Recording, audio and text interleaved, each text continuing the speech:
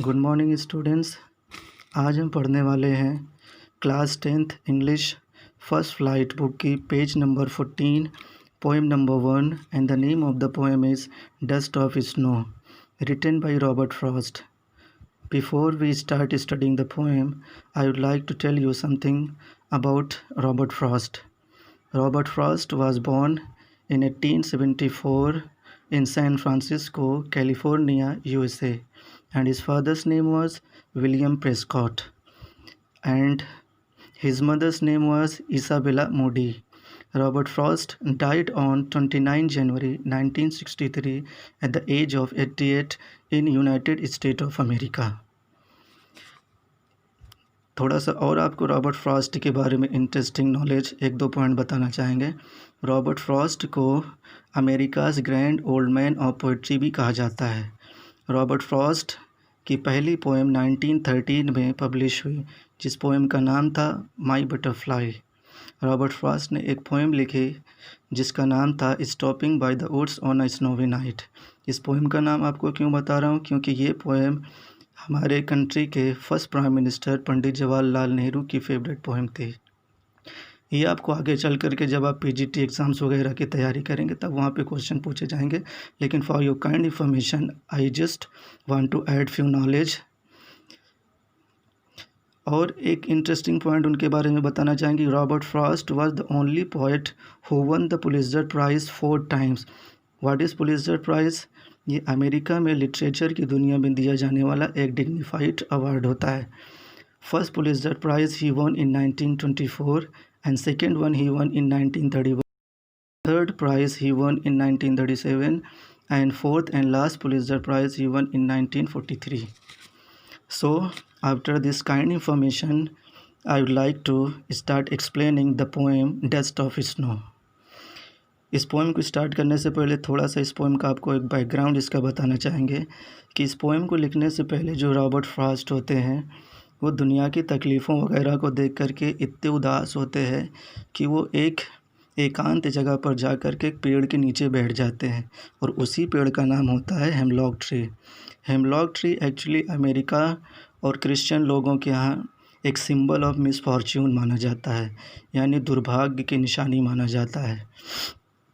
और इसमें एक जो बर्ड का मेंशन मिलेगा आपको, जो क्रो है, एक ब्लैक क्रो और हेमलॉक। ये जो क्रो बर्ड है, जो कौवा बर्ड है, ये और हेमलॉक ट्री दोनों को एक सिंबल ऑफ मिसफॉर्च्यून माना जाता है। इस पोएम के अंदर ये दो सिंबल ऑफ जो मिसफॉर्च्यून इस्तेमाल किए गए हैं, जो दुर्भाग्य की निशानियाँ होती हैं, बदनसीबी की निशानियाँ होती हैं, इसमें पोएट ये बताना चाहता है कि गॉड ने कोई भी चीज़ को अननेसेसरीली नहीं पैदा किया है। यहाँ तक कि वो चीज़ें जिनको हम अपनी ज़िंदगी में सिंबल ऑफ मिसफॉर्च्यून मानते हैं, दुर्भाग्य की निशानी मानते हैं, वो भी कभी कदार आपकी ज़िंदगी को बदलने में एक महत्वपूर्ण भूमिका निभा सकते हैं। तो इसमें दो सिंबल हमें देखने को मिलेंगे, एक क्रो और दूसरा हेमलॉक ट्री, जिन्हें दोनों को सिंबल ऑफ मिसफॉर्च्यून माना जाता है। लेकिन पोएट जिसका पूरा दिन उस दिन इस दुनिया में होने वाली तकलीफ़ों वगैरह को सोच कर के पूरा बर्बाद होने को था, ये दो चीज़ें, एक क्रो और दूसरा हेमलॉक ट्री, इन दोनों चीज़ों का एक ऐसा रोल अदा होता है पोएट की ज़िंदगी में कि वो दिन जो पूरा बर्बाद होने वाला था, कोई भी लकी चीज़ नहीं बल्कि जिसे ज़िंदगी में अनलकी माना जाता है, वो पोएट के दिन को ख़राब होने से बचा लेता है। तो before explaining this background of the poem, now let's start explaining the poem. What is the first stanza? First stanza is, the way a crow shook down on me the dust of snow from a hemlock tree.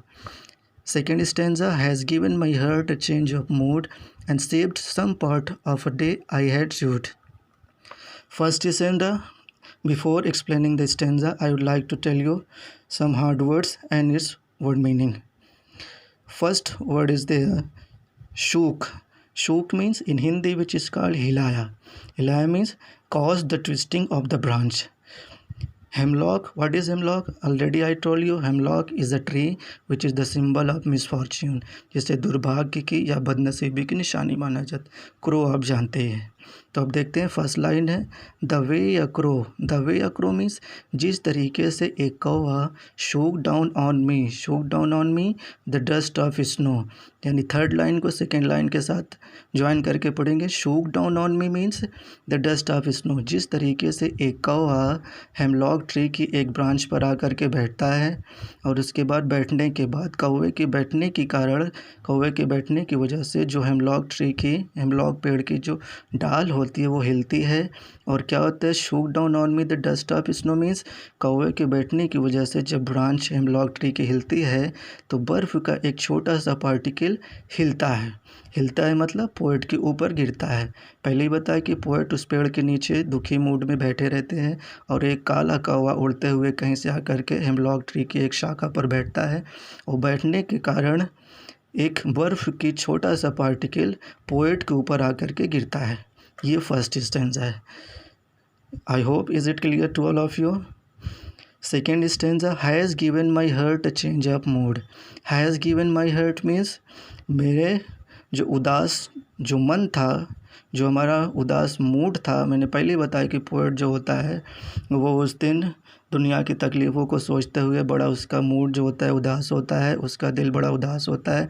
तो बोलता है कि जिस तरीके से एक काला first stanza को ज्वाइन करके देखते हैं, बताता है कि जिस तरीके से एक कौवा हेमलॉक ट्री की एक शाखा पर आकर के बैठता है, बैठने के बाद वो हेमलॉक ट्री एक ऐसी जगह पर होता है जहाँ पर उस पर बर्फ़ के बहुत सारे टुकड़े जमा रहते हैं। कौवे के बैठने के कारण जब डाल हिलती है तो बर्फ़ का एक छोटा सा पार्टिकल पोएट के ऊपर गिरता है और उस छोटे से चमकते हुए पार्टिकल बर्फ़ के पार्टिकल को देख करके क्या होता है अ change of my mood. Poet का जो पूरा मूड होता है वो बदल जाता है। जो उदास मन रहता है वो बर्फ़ की चमकती हुई एक टुकड़े को जैसे ही पोएट के ऊपर गिरती है और गिरने के बाद जब पोएट अपनी नज़र दौड़ा कर देखता है तो क्या देखता है कि एक नॉन लिविंग थिंग जो होती है, जैसे बर्फ़ का एक टुकड़ा जो नॉन लिविंग थिंग होती है, वो किस तरीके से सर्दियों में भी या हार्श क्लाइमेट में भी वो खुश रहता है, हमेशा चमकता रहता है। यहाँ पे सिंबल क्या होगा, यानी जो बर्फ़ का एक छोटा सा टुकड़ा होता है नॉन लिविंग थिंग है, लेकिन उस हार्श क्लाइमेट के अंदर भी वो किस तरीके से खुश रहता है। और उसको देख कर के पोएट का जो पूरा मूड होता है वो बदल जाता है कि एक नॉन लिविंग थिंग भी इस तरीके की क्लाइमेट में अगर खुश रह सकती है तो हम तो ह्यूमन बीइंग है, the best creation of almighty God है। तो हमारे ज़िंदगी में भी ज़िंदगी जीने के लिए बहुत सारी चीज़ें हैं। ये हमारे ऊपर होता है कि हम अपनी ज़िंदगी के दुख भरे पलों को याद करके हमेशा दुखी रहें या तो कुछ खुशी के पलों को याद करके खुश रहें। तो पोएट क्या कहता है कि जिस तरीके से एक कौवा हेमलॉक ट्री की एक ब्रांच पर आकर के बैठता है और बैठने के बाद जो है बर्फ़ का एक छोटा सा टुकड़ा पोएट के ऊपर गिरता है और उस बर्फ़ के छोटे से पार्टिकल को देख करके पोएट का पूरा मूड चेंज हो जाता है। और पोएट सोचता है कि एक नॉन लिविंग थिंग अगर वो इस हार्श क्लाइमेट में खुश रह सकती है तो हम ह्यूमन बीइंग जो गॉड की बेस्ट क्रिएशन है, हमारी ज़िंदगी में बहुत से ऐसे पल हैं जिनको हम सोच कर के खुश रह सकते हैं। तो पोएट का जो पूरा मूड होता है, जो डिस्ट्रक्टिव मूड होता है, जो सैडफुल मूड होता है, वो पूरी तरीके से बदल जाता है। And saved some part of a day I had rued means ruined and saved some part of a day, यानी वो दिन जो पूरी तरीके से पोएट का ख़राब होने वाला होता है।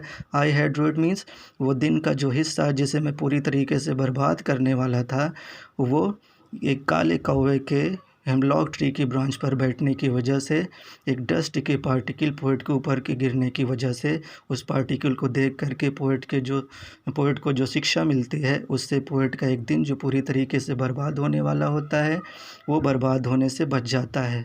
चूँकि पोएट उस दिन पूरा उदास रहता और पूरा दिन उसका उदासी में गुजरने वाला था, लेकिन उस बर्फ़ के चमकते हुए टुकड़े के गिरने के बाद जैसे ही पोएट की नज़र उस चमकते हुए बर्फ़ के टुकड़े पर पड़ती है या बर्फ़ के पार्टिकल या डस्ट ऑफ स्नो पर पड़ती है तो पोएट का उदासी भरा मन पूरी तरीके से बदल जाता है और सोचता है कि अगर एक नॉन लिविंग थिंग इस तरीके से बुरे हालात में यानी हार्श क्लाइमेट में, ठंडे क्लाइमेट में अगर चमकता हुआ जो खुशी की निशानी दे सकता है तो हम इंसानों के पास अगर सोचें तो खुश रहने के लिए बहुत कुछ है।